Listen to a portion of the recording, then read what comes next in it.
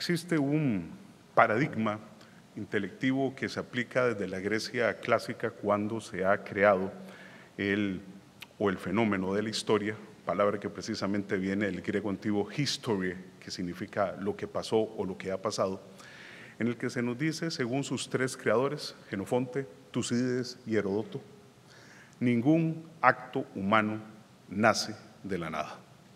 Ningún elemento es producto de lo fortuito y nada, por supuesto, es una circunstancia que pueda considerarse que ha nacido sin un fundamento que lo explique, lo fundamente y lo sustente.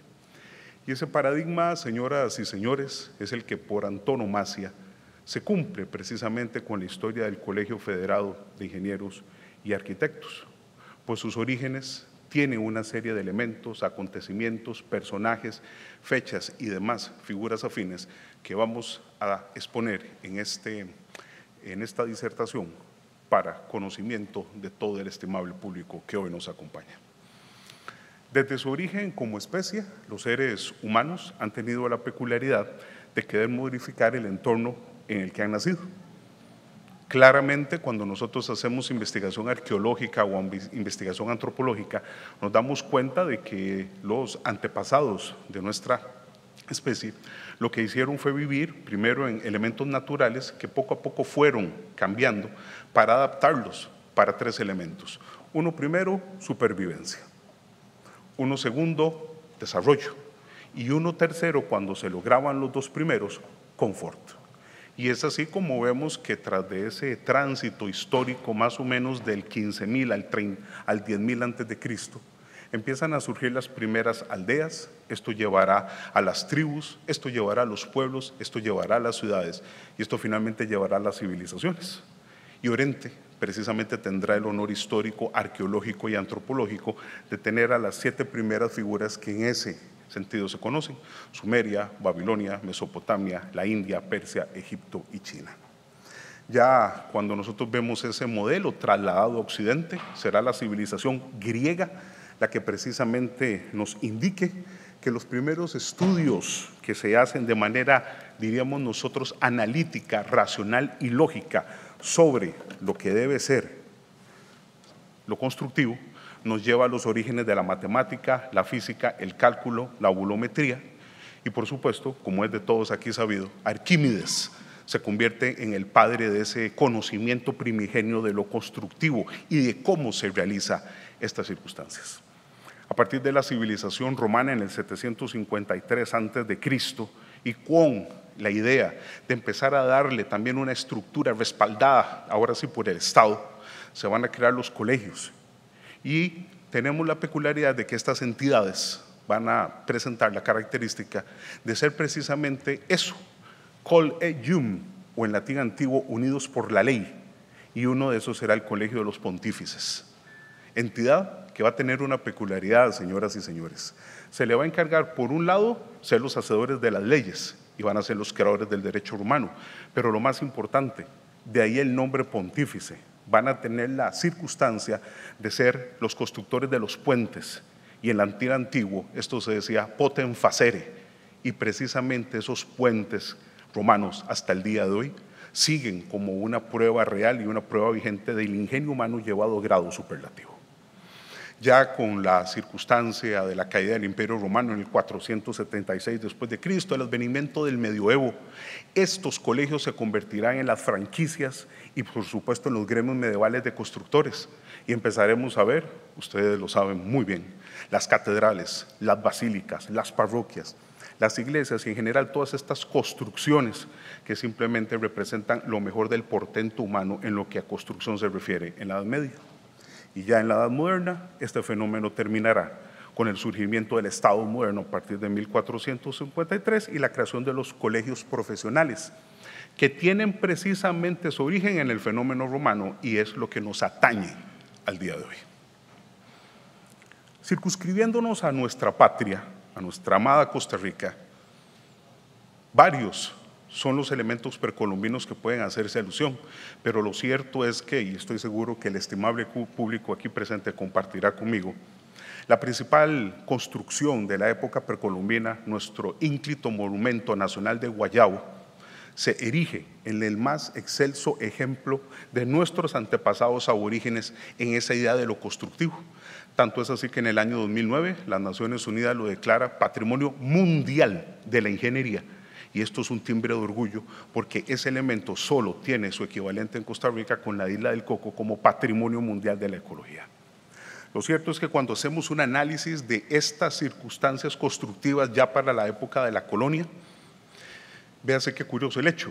Romanos y ibéricos se unen para darle sustento a esa ciudad de los cuadrantes, que no era de todos los países europeos, sino que España lo había heredado precisamente de la Roma republicana. Y aquí entonces vemos que nuestros primigenios pueblos y ciudades tienen la peculiaridad de una plaza, de una iglesia al este, de un cabildo al norte y sus cuadras generalmente divididas en 4 fundos. Y así se desarrollarán las primeras villas y ciudades de lo que luego será la provincia colonial de Costa Rica. Entrar a esto sería una lista larga, solamente vamos a citar los 4 que resultan imprescindibles para cualquier elemento de historia, de ingeniería y arquitectura en Costa Rica. Por supuesto, la iglesia de Nicoya, construida en 1522 y actualmente abierta. La iglesia de Orosi, de 1767, es la estructura más antigua de Costa Rica, inalterable, que todavía está en funciones. La casona de Santa Rosa, lamentablemente demolida por un fuego terrible en 1890, pero aparte de ser el marco y el escenario de la campaña nacional contra los filibusteros en la batalla homónima, sigue precisamente siendo esa casona privada más antigua de nuestro país. Le seguirán sin lugar a dudas el puente sobre el río Jesús María, el puente de las Damas de 1844, sirviendo hoy como hace más de 170 años. El edificio más famoso de Costa Rica todavía vigente, la Fábrica Nacional de Licores, actual Ministerio de Cultura, Juventud y Deportes, y por supuesto se cierra con broche de oro, con la carretera que actualmente sigue vigente desde hace más de 250 años, que pasa frente a las ruinas de Santiago Apóstol en Cartago y que no ha sido modificada ni una sola piedra como recuerdo imperecedero de nosotros los costarricenses. Pues bueno, señoras y señores, precisamente es en esa tesitura que en 1816 nace, como ustedes lo tienen proyectado, Mariano Montealegre Fernández, hijo de Mariano Montealegre Bustamante, en aquel momento uno de los hombres más adinerados del país, uno de los pioneros del cultivo del tabaco y del café, y se da una circunstancia que, permítaseme decir, es de película para la historia de la ingeniería en Costa Rica.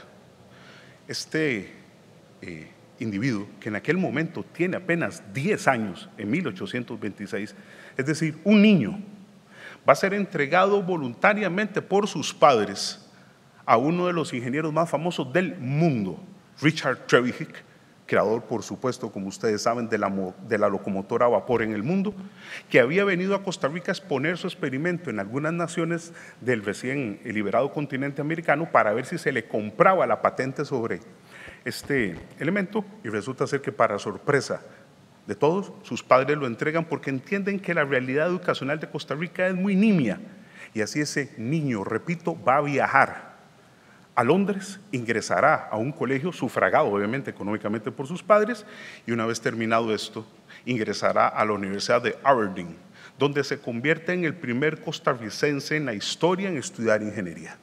Esto ya no solo marca un hito, como ustedes me comprenderán, en el ámbito de lo circunscrito a la ingeniería, sino que estamos hablando de uno de los primeros profesionales en general de la educación superior costarricense. Cosa curiosa, tan grande fue su sapiencia que va a ser incluso pedido por otro ingeniero de esos que se pone una flor en el ojal cuando uno lo recuerda a nivel mundial, Robert Stephenson, creador del ferrocarril, que va a ser la persona que establezca las líneas férreas entre Escocia, Irlanda e Inglaterra. ¿Y quién es el ayudante? ¿Quién aparece en las bitácoras un día sí y otro también de estos proyectos a nivel mundial? El costarricense Mariano Montealegre Fernández, quien además viaja luego a Hungría y en Budapest se convertirá en uno de los artífices también de esta circunstancia. Regresará a Costa Rica en 1840 y finalmente morirá en Londres, a donde ha vuelto en el año 1900. Ya entre 1815 y 1814, Costa Rica se hacía imperioso que tuviese entonces un centro de estudios de amplio conocimiento. Es el origen de la Casa de Enseñanza de Santo Tomás, su reconversión académica en 1843 en la Universidad de Santo Tomás, y señoras y señores, muy especialmente para todas y todos que están aquí, en 1864 se crea la primera carrera de ingeniería, cuando el entonces rector José María Castro Madrid firma el contrato respectivo con el ingeniero mexicano Ángel, tengámoslo aquí por favor, Ángel Velázquez Rilloni, quien se va a convertir en ese momento en el primer profesor, en el primer docente de ingeniería en nuestra historia. Había nacido en 1837 en Veracruz, México, había cursado sus estudios hasta el bachillerato en ingeniería en Estados Unidos, pasó a tener una licenciatura en Italia, se incorpora al Colegio de Ingenieros de México y en 1863 decide viajar a Costa Rica.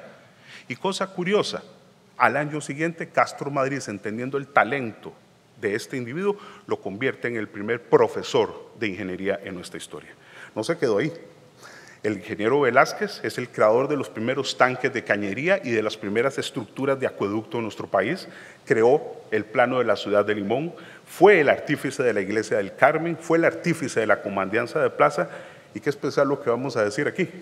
Entre 1891 y 1897, el ingeniero en jefe de la construcción del Teatro Nacional, que ustedes y yo estamos hoy en esta circunstancia disfrutando más de un siglo después de que este excelentísimo profesor de ingeniería marcara la pauta académica para todas las futuras generaciones, que morirá en 1912 en San José. Ya en 1866 ocurre pues algo muy triste, la carrera no logró mantenerse, no había personas suficientemente interesadas y además el ingeniero Velázquez es nombrado lo que sería hoy en día ministro de Obras Públicas. Entonces el único profesor que daba la carrera al no existir simplemente se cierra. A partir de 1869 en el Colegio San Luis Gonzaga de Cartago se empezará a dar una peculiaridad, se empiezan a enseñar los primeros cursos para ser perito agrimensor. Y 2 años después, en 1871, el Instituto Nacional crea los estudios de perito topógrafo para empezar a tratar de revivir eso que había hecho la Universidad de Santo Tomás. Es así como para 1888, lamentablemente, el proyecto decae nuevamente porque cierra la Universidad de Santo Tomás. Se decide en un proyecto decimonónico bastante peculiar en aquella época por el ministro Mauro Fernández, eliminar a la universidad y crear escuelas profesionales. Una la de Derecho, otra la de Medicina y otra la de Ingeniería. No hubo, lamentablemente, el respaldo final para que se lograra en las carreras de Medicina e Ingeniería, solo Derecho lo logró. Y en 1890, con mucho gusto se los transmitimos hoy a ustedes, se da el primer antecedente directo del aniversario que hoy se celebra. Véase que, repito, 1890. Un grupo de ingenieros se reúne y conforma la Sociedad Costarricense de Ingenieros. Lo que pasa es que lamentablemente no pasó de las intenciones puestas en el papel y el proyecto a los 6 meses simplemente desapareció. Y en 1891, para ponerle punto final al siglo XIX, ocurrió un hecho de esos que marcan precisamente la historia de Costa Rica, porque, señoras y señores, entre todas las profesiones universitarias y en el único caso que ha pasado y que está en nuestro Archivo Nacional, el gobierno de la República del presidente José Joaquín Rodríguez tomó la decisión de conformar un tribunal específico para realizar una serie de exámenes a una persona. ¿Con cuál fin? Con el fin de darle el título universitario. Véase que digo, ya no existía la universidad, pero a esta persona por su talento se le quiso conferir y así don Manuel Dengo Bertora se convierte en el caso del único ingeniero en la historia de Costa Rica que no recibió su título de una autoridad universitaria, sino directamente por el Estado costarricense, tal y como está rubricado su diploma por el presidente de la República. Y así llegamos a la parte más importante de nuestra disertación del día de hoy. En mayo de 1902, varias de las personas que habían estado organizándose en 1890 para la Sociedad Costarricense de Ingenieros, quieren retomar el tema. Aquí hay una palabra clave en todo esto: agremiación. La idea de conjuntar a los ingenieros y a los arquitectos en un grupo que permitiera que no solamente el ejercicio y la fiscalización de su trabajo, sino que también hubiera una serie de respaldo normativo a toda la labor que realizaban.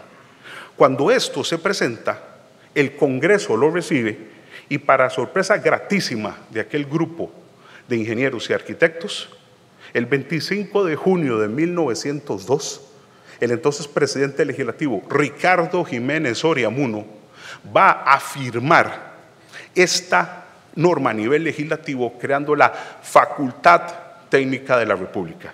Me permito aquí hacer una aclaración imprescindible. ¿Por qué se le llamaba facultad a un ente que ustedes y yo hoy en día comprendemos o tratamos de asociarlo a una cuestión universitaria y académica? Porque para finales del siglo XIX y según el derecho romano, el término facultas no era académico, sino que era gremial. Era la entidad que le daba a usted la facultad para poder ejercer su profesión, no la que le enseñaba, que era diferente para instancias universitarias. Con esta circunstancia, 8 días después, sucede la fecha que nos acontece. El 3 de julio de 1903, señoras y señores, hoy hace 120 años, el presidente Ascensión Esquivel Ibarra, su ministro Leonidas Pacheco Cabezas firma la ley 34, que se convierte en el respaldo normativo de la Facultad Técnica de la República. Y con esta circunstancia acontece lo lógico. 15 días después, un grupo de 26 de esos pioneros ingenieros y arquitectos van a reunirse en la casa del ingeniero Lesmes Jiménez Bonnefil, por las inmediaciones del Colegio Superior de Señoritas, para la primera asamblea de la Facultad Técnica de la República. ¿Cuál es la decisión que toman? ¿Cuál es ese primer acuerdo con el que se inauguran los trabajos de esta entidad? Bueno, se elige como primer presidente al ingeniero Luis Matamoros Sandoval, uno de los más ínclitos personajes de aquella época, y justo con esta circunstancia de elegir a su primer presidente, como ustedes me comprenderán, había que elegir a su primer consejo directivo. Y es así como en su libro de actas, que conserva precisamente actualmente la entidad, se elige a Lesmes Jiménez como vicepresidente, a Francisco Alpizar como secretario, a Lucas Fernández como tesorero y al ingeniero Carlos Salazar como fiscal. Tienen ante ustedes la primera organización, el primer consejo, la primera junta directiva de los ingenieros y arquitectos en nuestro país, cuyo libro de actas tenemos en esta circunstancia. Eso lo que llevará es que en 1910 suceda lo que era lógico. Se quiere volver a reactivar la educación de la ingeniería en Costa Rica, señoras y señores, y se crea una escuela de ingeniería. Y escuela, de ingeniería que se trató de hacer bajo los mismos parámetros académicos de la Universidad de Santo Tomás. No se pudo. No hubo el interés de reactivar esa parte académica porque la mayoría, para no decir la totalidad de personas que estaban asociadas a la carrera de ingeniero de arquitectura, preferían cursar estudios en el exterior. Y lo que sucede entonces es que el proyecto no pasa simplemente de eso. Hasta que en 1912 se elimina el nombre de Facultad Técnica de la República por una razón muy obvia. Porque entonces bajo el gobierno Ricardo Jiménez se transforma a Facultad de Ingeniería. Véase que lo que aquí se está haciendo alusión entonces es a circunscribirlo precisamente a ese ejercicio profesional y ese será el nombre que tenga por el resto de todo el siglo XX. En 1940, en un salto ya de 22 años, el doctor Rafael Ángel Calderón Guardia y su ministro de Educación, Luis Demetrio Tinoco, como es ampliamente sabido, crean la Universidad de Costa Rica. Y cosa curiosa, las 5 entidades que lo conforman, Derecho, Farmacia, Agronomía, Bellas Artes y Pedagogía, lamentablemente ingeniería no pudo ser parte de ese grupo porque, como les repito, no existía. Y entonces, ¿qué es lo que ha sucedido? Un grupo de ingenieros se presenta ante el ministro Tinoco con un proyecto ya redactado y a ingeniería le corresponde el honor de haber sido parte del grupo de primeras carreras fundadas al interior de la Universidad de Costa Rica, cuyas instalaciones, como es ampliamente sabido, estuvieron durante toda esta época en el barrio González Laman, actual sede del primer circuito judicial de San José. Pero ahí no se quedan.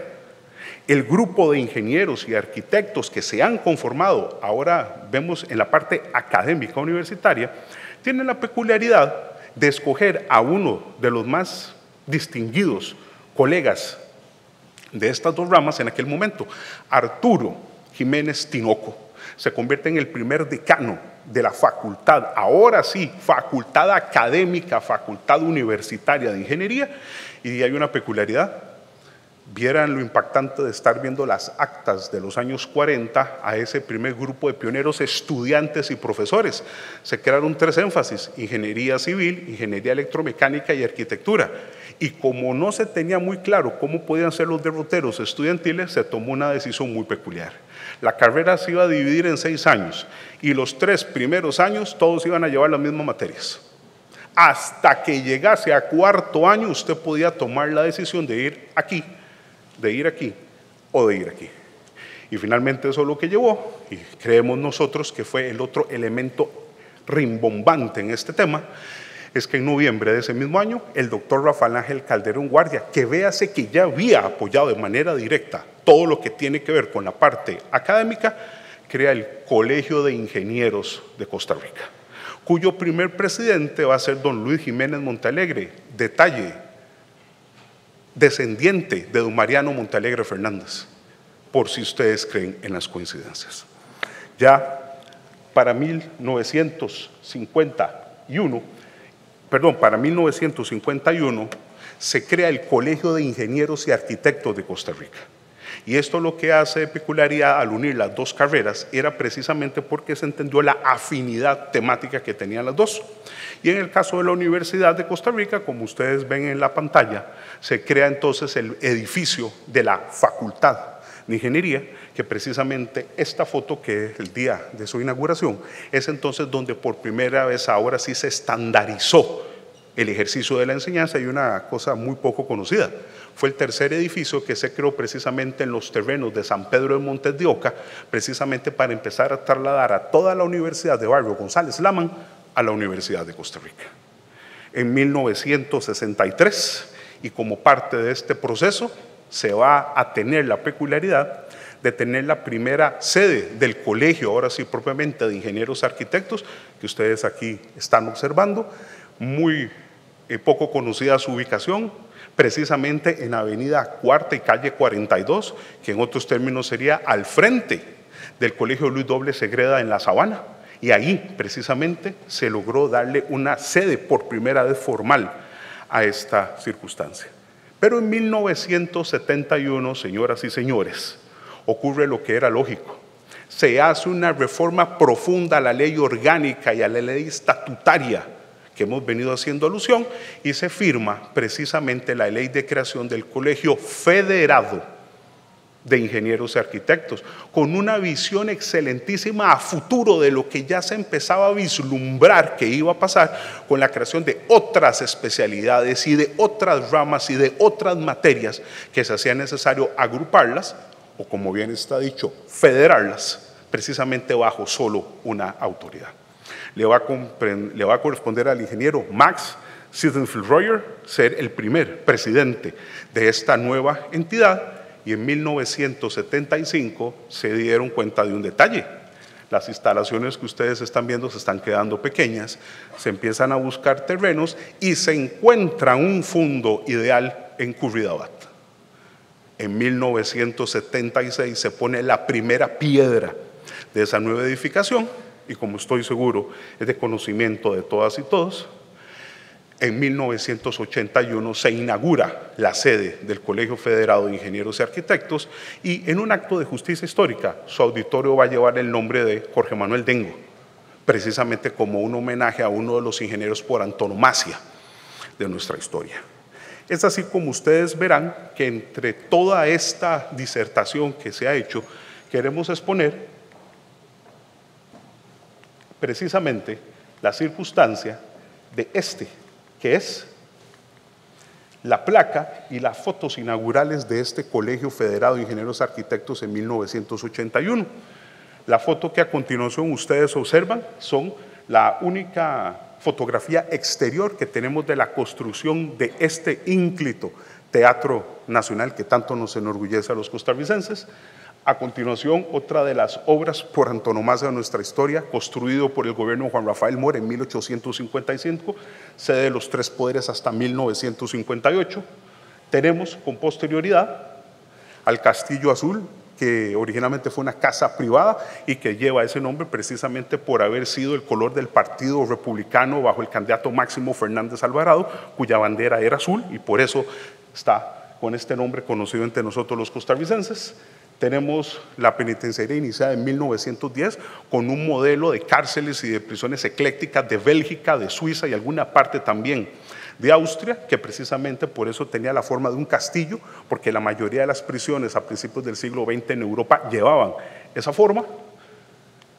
A continuación, uno de nuestros más preciados tesoros, sin lugar a dudas, construido en el gobierno de Alfredo González Flores, el edificio de correos y telégrafos, que sigue en funciones hasta el día de hoy.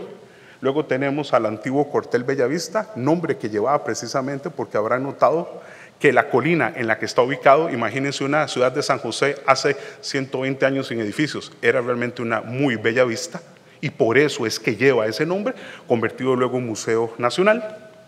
Luego, uno de nuestros tesoros, lamentablemente solo en el papel y solo en el recuerdo, la Biblioteca Nacional, creada en 1906 por don Cleto González Víquez, que fue precisamente abierta a raíz del cierre de la Biblioteca de la Universidad de Santo Tomás. Luego tendríamos el aeropuerto de La Sabana. Me imagino que ustedes conocen mejor que yo el hecho de que es el tercer aeropuerto que se construyó precisamente en América y que fue en el único llano que había en aquel momento en la ciudad de San José y por eso fue nuestra terminal aérea hasta la construcción, por supuesto, del aeropuerto del Coco o también llamado Juan Santamaría. Luego tenemos nuestra antigua casa presidencial, en donde actualmente está el Tribunal Supremo de Elecciones, creada en el gobierno de Tomás Guardia, precisamente para que diese origen al Paseo de los Damas, que es finalmente a dar al kiosco del Parque Morazán.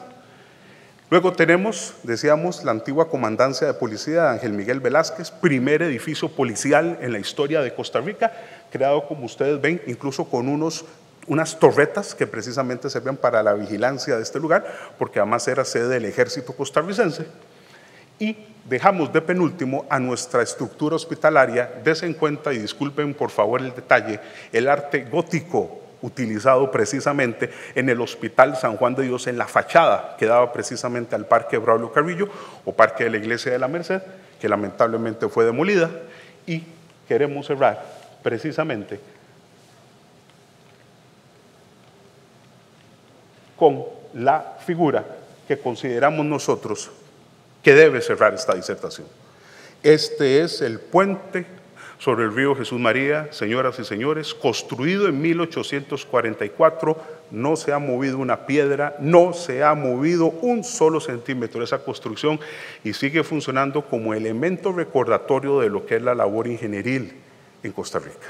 Y lo cierto es que al estar hoy en esta actividad, celebrando los 120 años del Colegio Federado de Ingenieros y Arquitectos, se establecen dos paradigmas incuestionables. Número uno, esta entidad tiene entonces precisamente 12 décadas de haberse distinguido o de haber distinguido a muchos de sus colegiados en algunos de los puestos más importantes de la administración pública y de la empresa privada en Costa Rica.